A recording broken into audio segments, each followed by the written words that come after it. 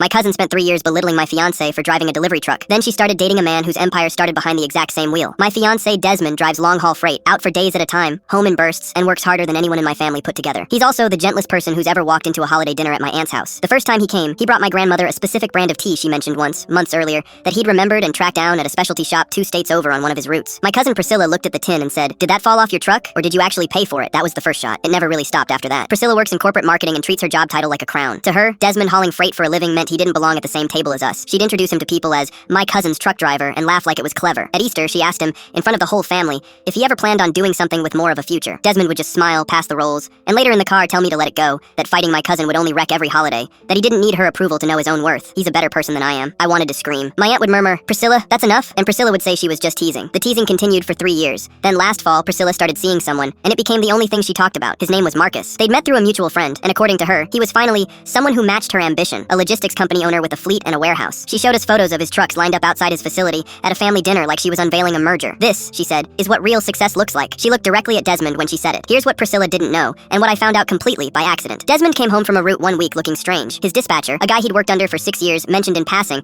that the company had just been acquired by a smaller outfit whose owner had come up the hard way, driving the exact same routes 15 years earlier before building his own fleet truck by truck. He showed Desmond a company newsletter with the owner's photo. It was Marcus, standing in front of his very first rig, the same year and model Desmond currently drove. My cousin's dream logistics mogul had started in the exact seat Desmond sat in every day. We sat with that information like it might go off because it got better. Desmond knew things, not gossip. Desmond doesn't gossip. But one detail that had gone around the trucking circuit for years because Marcus told it proudly at every company event. Marcus hadn't inherited the company or built it from an office. He'd driven long haul for over a decade, slept in his cab more nights than not, saved every spare dollar, and bought his first used truck at auction. It was the story he told new hires on day one, framed photo of that first rig hanging in the warehouse lobby. My cousin, who'd spent 3 years treating my fiancé like he didn't belong at her table, was dating a man whose entire fortune started exactly where Desmond was sitting right now. Desmond, being Desmond, felt bad about it. "Should we say something?" he asked. "Say what?" I told him. "That the man she's showing off is exactly the kind of person she's been mocking at dinner for years." He was going to find out the way he deserved to, on his own, in front of everyone. It took about 3 weeks. Priscilla brought Marcus to a family dinner to show him off. I wish I'd recorded the moment Marcus walked in, saw Desmond's company jacket hanging by the door, and froze. "Wait, you drive for Halbrook Freight?" Full handshake, then to the room, grinning. "I drove that exact route for 11 years before any of this. Slept in a truck just like his more nights than I can count." He turned to Priscilla. "Did I never tell you that story? It's basically the whole reason I own the company now." The silence that followed had weight. Priscilla's face cycled through every shade it owned. My aunt suddenly needed something from the kitchen so she could laugh where nobody could see. My uncle didn't bother pretending he needed anything. Marcus, sharp enough to read a room fast,